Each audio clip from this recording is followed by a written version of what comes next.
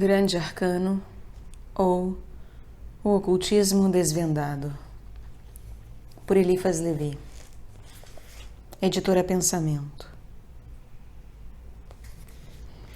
Segunda parte, capítulo 12. A Onipotência Criadora.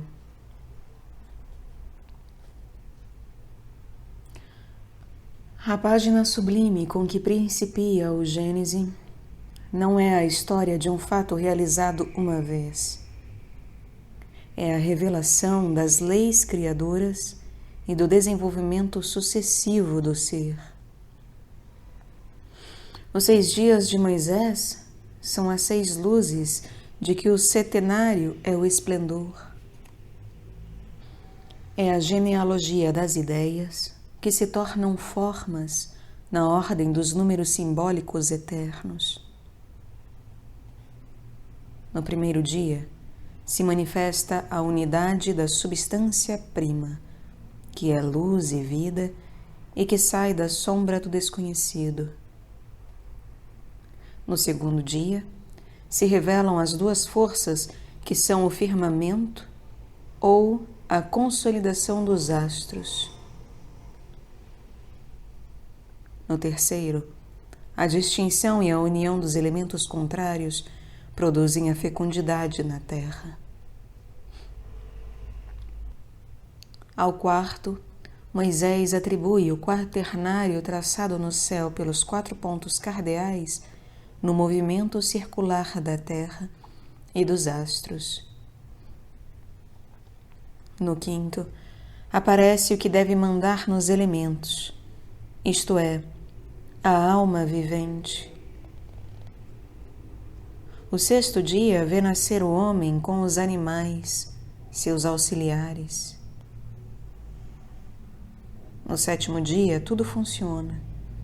O homem age e Deus parece descansar. Os pretensos dias de Moisés são as luzes sucessivas lançadas pelos números cabalísticos sobre as grandes leis na natureza. O número de dias sendo somente o das revelações. É a gênese da ciência mais ainda que a do mundo. Ela deve repetir-se no espírito de todo homem que investiga e pensa. Começa pela afirmação do ser visível e, após as consultas sucessivas da ciência, pelo descanso do espírito, que é a fé. Suponhamos um homem que está no nada do ceticismo, ou mesmo que se estabelece sistematicamente na dúvida de Descartes. Penso logo existo, lhe faz dizer Descartes. Não andemos tão depressa e perguntemos-lhes: sentis vós que existis? Creio existir, responderá o cético. E assim a sua primeira palavra é uma palavra de fé. Creio existir porque me parece que penso. Se acreditais em alguma coisa e vos parece alguma coisa, é que existis. Existe, pois, alguma coisa. O ente existe. Mas para vós tudo é caos. Nada ainda se manifesta em harmonia e o vosso espírito flutua na dúvida, como sobre as águas. Parece-nos que pensais. Ousai afirmá-lo de um modo claro e ousado. Ousareis se o quiserdes. O pensamento é a luz das almas. Não luteis contra o fenômeno divino que se realiza em vós. Abri os vossos olhos interiores. Dizei: faça-se luz, e a luz se fará para vós. O pensamento é impossível na dúvida absoluta. E se admitirdes o pensamento, admitireis a verdade. Aliás, sois bem forçado a admiti-lo, porque não podeis negar o ente. A verdade é a afirmação do que existe, e, a vosso pesar, ser-vos-á necessário distingui-la da afirmação do que não existe, ou da negação do que existe. As duas fórmulas do erro.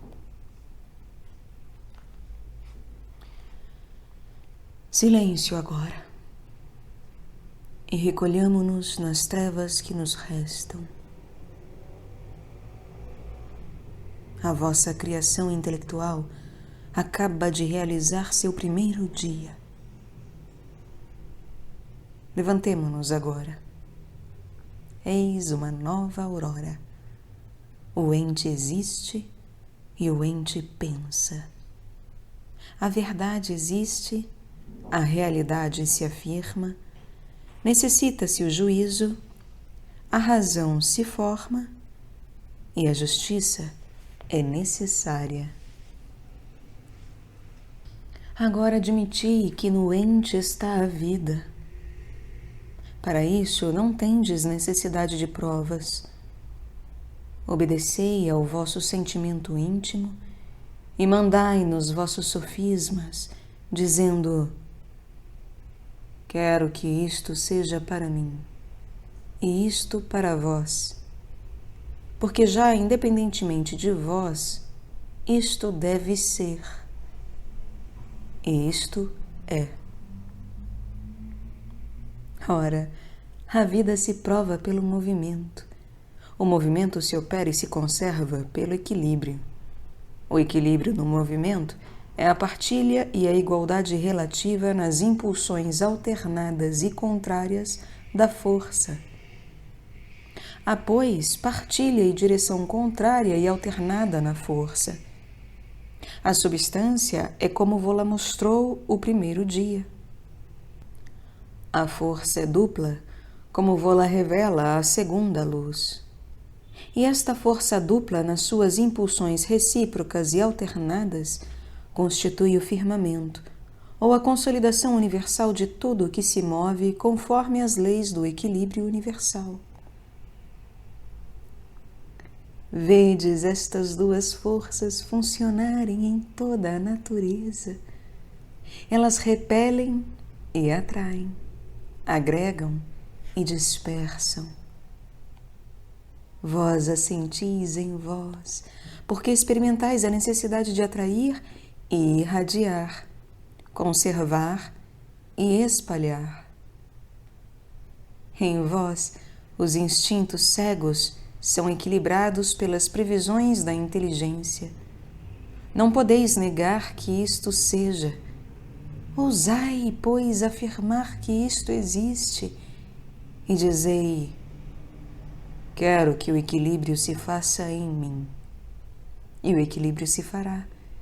E eis que o vosso segundo dia é a revelação do binário.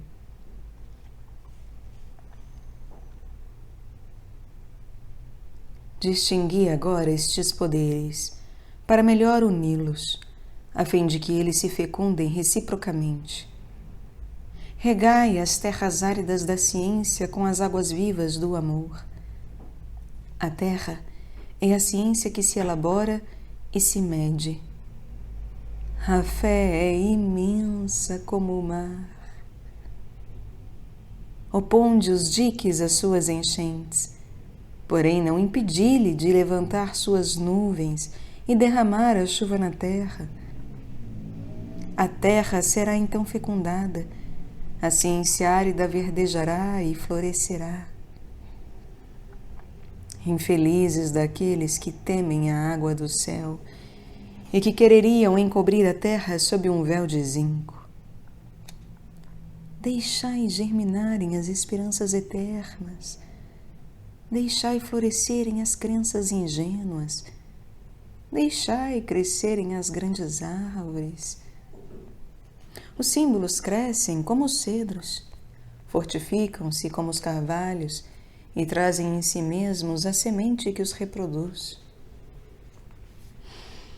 O amor revelou-se na natureza pela harmonia. O triângulo sagrado faz brilhar sua luz. O número 3 completa a divindade.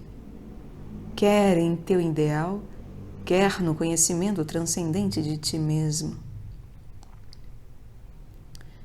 Tua inteligência tornou-se mãe, porque foi fecundada pelo gênio de fé. Paremos aqui, porque este milagre da luz basta para a glória do terceiro dia.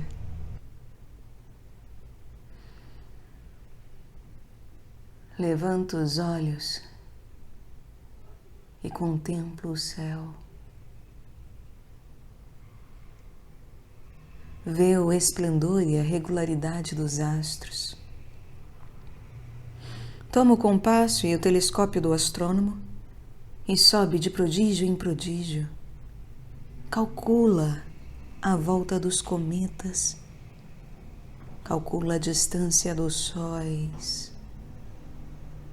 Tudo isto se move conforme as leis de uma hierarquia admirável. Toda esta imensidade cheia de mundos absorve e ultrapassa todos os esforços da inteligência humana. É então ininteligência? É verdade que os sóis não vão onde querem e que os planetas não saem das suas órbitas. O céu é uma máquina imensa que talvez não pensa, mas que certamente revela e reproduz o pensamento. Os 4 pontos cardeais do céu, os equinócios e os solstícios, o Oriente e o Ocidente, o Zênite e o Nadir, estão no seu posto como sentinelas e nos propõem um enigma a adivinhar. As letras do nome de Jeová, ou as 4 formas elementares e simbólicas da velha esfinge de Tebas. Antes que aprendas a ler, ousa crer. Crer e declarar que há um sentido oculto nestas escrituras do céu. Que a ordem te revele uma vontade sábia. E se a natureza ainda não é, aos teus olhos, mais que uma máquina impotente para andar por si mesma, se duvidas do motor independente, fecha teus olhos e descansa das fadigas do teu quarto dia. Amanhã manifestaremos as maravilhas da autonomia.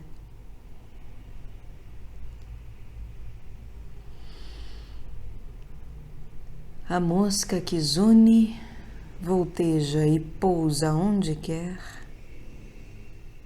A minhoca que se arrasta à vontade pelas margens úmidas. Tem alguma coisa de mais surpreendente que os sóis, porque são autônomos e não se movem como as rodas de um mecanismo fatal. O peixe é livre e se regozija na onda. Sobe à superfície para procurar seu alimento. Um ruído o assusta. Estremece e foge ao fundo, repelindo a água que fervilha. O pássaro atravessa os ares, dirigindo-se à vontade. Procura a árvore ou a parede em que fará seu ninho. Pousa num galho, canta. Vai depois buscar as folhagens e ervas. Cuida do nascimento dos seus filhotes. Será que ele pensa? Ou alguém que pensa por ele? Duvidarás da inteligência dos mundos? Duvidarás da dos pássaros? Se os pássaros são livres sob um céu escravo, a quem, pois, obedece o céu, se não for àquele que dá a liberdade aos pássaros? Porém, o céu não é escravo. É submetido a leis admiráveis que podes compreender e às quais os sóis obedecem sem ter a necessidade de conhecê-las. Tendes a inteligência do céu, e com este título és mais imenso que o próprio céu. És tu o Criador e o regulador dos mundos? Não. Este Criador é, sem dúvida, outro. Porém, és o seu confidente e, por assim dizer, coadjutor. Não negues a teu Senhor, seria negar a ti mesmo, filho de Copérnico e de Galileu. Podes criar com eles o céu da ciência. Filho do Criador desconhecido, olha estes milhares de universos que vivem na imensidade e inclina-te diante da soberana inteligência do teu Pai. A estrela da inteligência, senhora das forças, a estrela de 5 pontas, o pentagrama dos cabalistas e o microcosmo dos pitagóricos, aparece no 5º dia. Sabes agora que a matéria não poderia mover-se sem que o espírito a dirigisse, e queres a ordem no movimento. Vais compreender o homem e vais concorrer para criá-lo.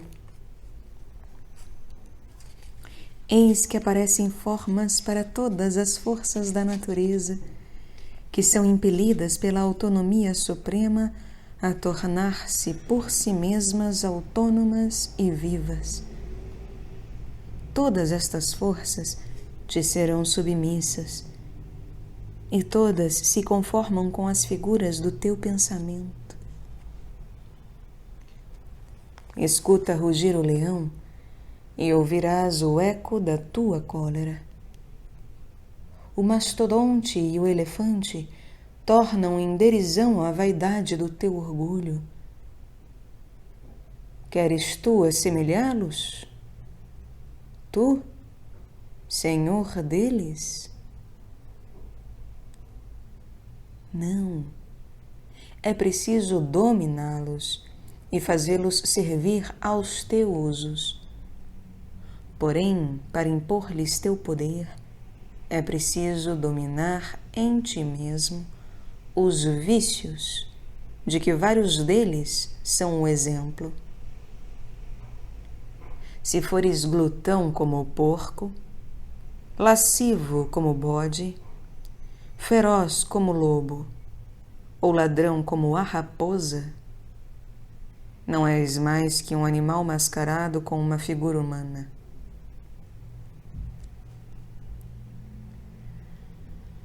Rei dos animais, levanta-te na tua dignidade, e da tua dignidade façamos o homem. Dize: quero ser um homem. E serás o que quiseres ser, porque Deus quer que sejas um homem. Porém, espera teu consentimento, porque te criou livre. E por quê? É porque todo monarca deve ser aclamado e proclamado pelos seus pares. É que só a liberdade pode compreender e honrar o poder divino. É que Deus precisa desta grande dignidade do homem para que o homem possa adorar legitimamente a Deus. O ocultismo de Deus é necessário, como o da ciência. Se Deus se revelasse a todos os homens de um modo claro e indubitável, o dogma do inferno eterno reinaria em todo o seu horror.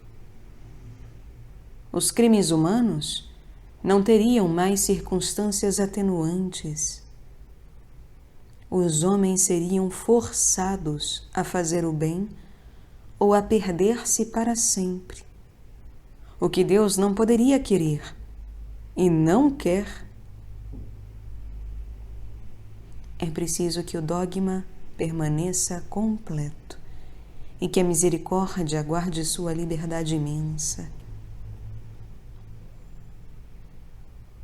Deus, se nos permitirem dar-lhe aqui a forma humana, a exemplo dos grandes cabalistas e dos autores inspirados da Bíblia, Deus tem duas mãos, uma para castigar, outra para revelar e abençoar. A primeira é presa pela ignorância e fraqueza do homem. A outra quer sempre estar livre, e é por isso que Deus, não constrangindo nunca a vossa fé, respeita a nossa liberdade. A marcha do espírito humano separado de Deus é rápida. Os cultos sem autoridade caem na filosofia que, por sua vez, se abisma no materialismo. A única religião sólida, a que sabe dizer non possumus, não podemos, pode e poderá sempre alguma coisa, porque possui a cadeia do ensino, a eficácia real dos sacramentos, a magia dos cultos, a legitimidade hierárquica e o poder milagroso do Verbo. Que ela deixe, pois, sem perturbar-se, que o ateísmo e o materialismo se produzam.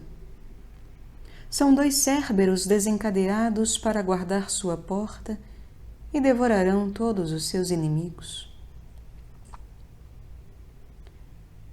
Sei que meus leitores, em grande número, me acusam de contradição. Não concebem que sustente com uma das mãos os altares da catolicidade e com a outra bata sem piedade sobre todos os erros e abusos que se produziram e se produzem ainda sob o nome e a sombra do catolicismo. Os católicos cegos se espantam das minhas interpretações ousadas, e os pretensos livres pensadores se indignam do que chamam minhas fraquezas por uma religião que creem caída no desprezo, porque a abandonaram. Desagrado tanto aos cristãos de Veillot como aos filósofos de Proudhon. Isto não deve admirar. Eu esperava. Não me aflijo por isso, e nem direi que me vanglorio. Gostaria mais de agradar a todos, porque amo sinceramente todos os homens. Porém, enquanto for necessário escolher entre a verdade e a estima de quem quer que seja, mesmo dos meus amigos mais caros, escolherei sempre a verdade. A Igreja Romana, dizem, não é mais que uma sombra. É um espectro que olha para o passado e só sabe andar para trás. E, contudo, se queixam diariamente das suas invasões. Ela se apodera das crianças e mulheres, absorve as propriedades, embaraça os reis, faz obstáculos ao movimento dos povos e até força o ouro dos banqueiros israelitas e o sangue volteriano da França a servi-la. Esta enferma, condenada por tantos médicos, zomba das pílulas de Sganarello e se obstina em não morrer. É que, a despeito dos grandes pensadores e dos bem-falantes, tem as chaves da vida eterna. Sentimos que, se ela se apaga, Deus se furta para sempre de nós e a imortalidade da alma vai-se embora. Há uma coisa profundamente verdadeira e que, contudo, parecerá paradoxal. É que todos os cultos cristãos dissidentes só vivem pelas sublimes obstinações do catolicismo radical. Eu vos pergunto agora, contra quem protestariam Lutero e Calvino se o Papa se dobrasse e cedesse aos luteranos ou calvinistas? Se o Papa admitir, em princípio, a liberdade de consciência, declara que a verdade a ele pertencente é duvidosa. Ora, a verdade a ele pertencente não é a de um sistema, não é a de uma seita, não é a de uma fantasia religiosa. É a da humanidade crente. É a de Hermes e de Moisés. É a de Jesus Cristo. É a de São Paulo, de Santo Agostinho, de Fenelon e de Bossuet. Todos os maiores pensadores e maiores homens que Proudhon, que o Dr. Garnier, o cético Gerardino e os nihilistas Tartampion ou João Bonachão, ouvis? Entendeis? Não, o Papa não deve dizer que, em matéria de religião, somos livres para pensar o que nos agradar. É um modo estranho de compreender a liberdade, o de querer forçar o chefe de uma igreja absoluta a ser tolerante, quando é evidente que a tolerância seria o suicídio da sua autoridade espiritual. É a indulgência e não a tolerância que deve ter para com os homens e seus erros o representante de Jesus Cristo. A Igreja é a caridade. Tudo o que é contra a caridade é contra ela. Ela se sustenta e se perpetua pela caridade. É pelo milagre permanente das suas boas obras que ela deve provar ao mundo sua divindade. Para assegurar seu reino na terra, não deve alistar zoavos. Porém, pode criar santos. Como poderia ela esquecer estas grandes palavras do Mestre? Procurai primeiro o reino de Deus e sua justiça, e o resto vos será dado por acréscimo.